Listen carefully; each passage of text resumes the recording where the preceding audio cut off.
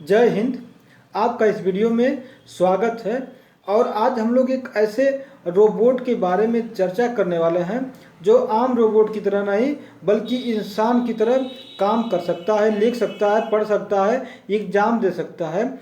बता दें कि यहाँ तक इसने यूएस लॉ की पढ़ाई की और एग्ज़ाम पास किया, मेडिकल लाइसेंस की पढ़ाई करके मेडिकल लाइसेंस को प्राप्त किया है। यहाँ तक कि यह समय से स्कूल की घंटी को भी बजा सकता है।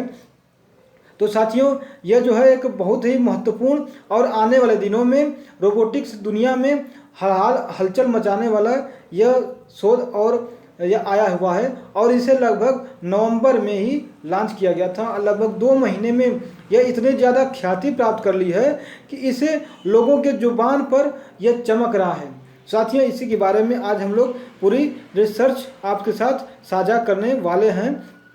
और इसे कई मीडिया हाउसेस ने कवर किया हुआ है, जैसे द हिंदू का आप देख सकते हैं कि can chat GPT right scientific paper.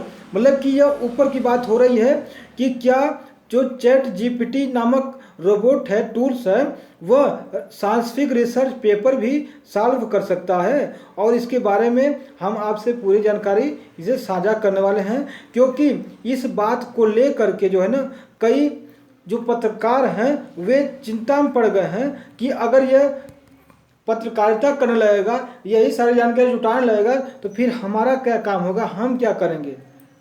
साथियों, आइए वीडियो शुरू करते हैं और देखते हैं कि इस जो है देखिए लॉन्च किया गया था 30 नवंबर 2022 को, और इसे ओपन एआई द्वारा लॉन्च किया गया है। और बता दें कि यह माइक्रोसॉफ्ट की ही एक कंपनी है जिसके द्वारा इसे लॉन्च किया गया है और नवंबर में ही लॉन्च कर दिया गया था। और जानते हैं कि यह जो ओपन एआई पर बेस्ड है, ओपन एआई मतलब कि आर्टिफिशियल इंटेलिजेंस से यह काम करता है। और इससे एक बार पूछा गया कि आप बताओ कि पिरामिड को किसने बनाया था, क्या फराओ ने बनाया था, जो उस समय मिस्र का राजा हुआ करता था। तो इसने कहा कि फराओ ने नहीं बल्कि वर्कर्स ने बनाया था। इसका मतलब समझते हैं साथियों, यह बिल्कुल मतलब कि आर्टिफिशियल इंटेलिजेंट की तरह से विचार देता है। अगर आपसे पूछा जाए कि पिरामिड को किसने बनाया, तो आप बोलोगे कि वहाँ के राजा ने, फराओ ने बनवाया था। लेकिन इसने कहा नहीं, वहाँ के वर्कर्स ने बनाया था, जो बिल्कुल बात सच है और इसमें कोई भी थोड़ी सी भी गलत बात नहीं हो सकती। और इससे और भी कई बातें पूछी गई और पूछा गया कि मतलब कि आप जो है क्या क्या कर सकते हो। तो इसमें पता चला कि यह जो है टेक्स्ट लिख सकता है, मतलब कि जैसे आप लिखते ना हो हाथ से, वैसे ही हाथ से अभी लिख सकता है। और इसके साथ साथ यह पोयम लिख सकता है, मूवी का स्क्रिप्ट लिख सकता है, एस्से लिख सकता है। मतलब कि आप इसको बता दो केवल कि हमें जो है इस टॉपिक नहीं काउ पर एस्से लिखना है, पूरा का पूरा आपको काउ पर एस्से लिख के आपको दे देगा। साथियों, यह एक रोबोट की तरह है और काम करने में एकदम माहिर है। यह जो है आने वाले दिनों में एक बहुत बड़ी हलचल मचाने वाला है रोबोट की दुनिया में। और बता दें कि यह जो है कैसे काम करता है, सबसे बड़ी बात है। और देखिए कि यह जो GPT-3 है ना, चैट GPT, और इसका नाम जो है चैट बोट भी रखा गया है, जो मतलब कि आपको इंटरनेट पर चैट बोट के नाम से ही मिलेगा। और इसका एप्लीकेशन भी है। और बता दें कि यह जनरेटिव प्री ट्रेनेड ट्रांसफ़र एक लैंग्वेज है, उस पर काम करता रहता है। यानी जीपीटी का फुल फॉर्म देखा जाए तो जनरेटिव प्री ट्रांसनेटेड ट्रांसफार्मर, इसका क्या है, फुल फॉर्म है। और यह जो है इतनी तरीके से हर एक काम करने में माहिर है। अब बता दें कि यह जो है किस ने इसका विरोध किया हुआ है। तो नेचर और साइंस पत्रिका में इसे मतलब कि शामिल किया गया था, कवर किया गया था। और बताया गया था कि यह जो है साहित्य भी लिख सकता है। साहित्य मतलब कि अगर जो लोग बुक लिखते हैं, किताबें लिखते हैं, उन्हें साहित्य बोलते हैं। और जो मतलब कि कहीं किसी के बारे में अपना जानकारी लिखना है तो साहित्य में लिख सकते हैं, उसे भी यह लिख सकता है अपने आर्टिफिशियल इंटेलिजेंट के कदम से। और इसे जो है एक साहित्य लिखवाया गया, उसके बाद इसे पिलग्रिम्स डिटेक्टर पर, यानी जो साहित्यिक चोरी होती है उस पर चढ़ाया गया कि इसने कितनी जगहों से चोरी की है साहित्य की। तो पता चला कि यह लगभग 68% इसकी चोरी जो है अन्य साहित्य से मिला है।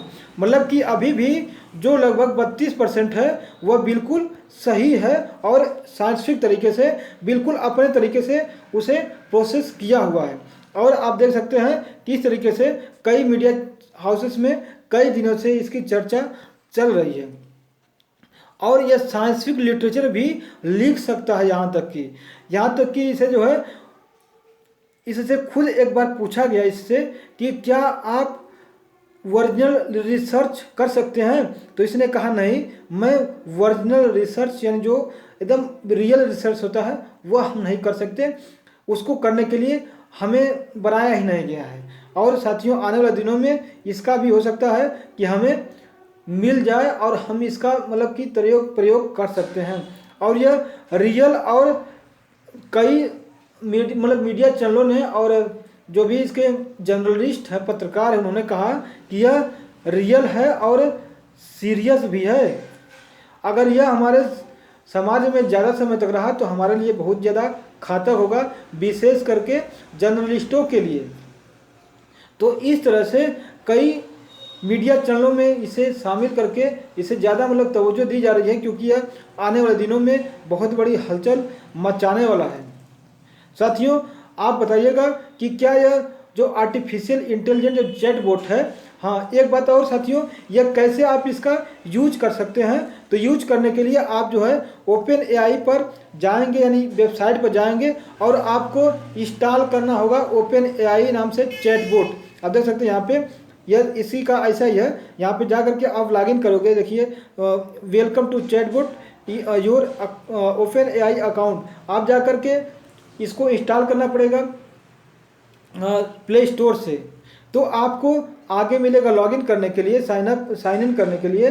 तो उसके साथ आप आगे बढ़ोगे तो आपको फिर ऐसा करके देखने को मिलेगा। और आप जैसे गूगल का जो वॉइस वाला यूज करते हैं, जैसे गूगल से पूछते हो कि व्हाट इज़ योर नेम, तो वो बता देता है अपना नेम।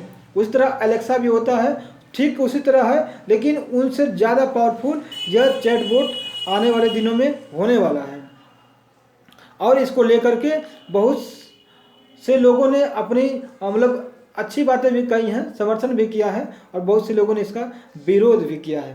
तो साथियों आज के लिए बस इतना ही। और आप बताइएगा कि यह किस तरीके से आप इसका उपयोग करना चाहेंगे।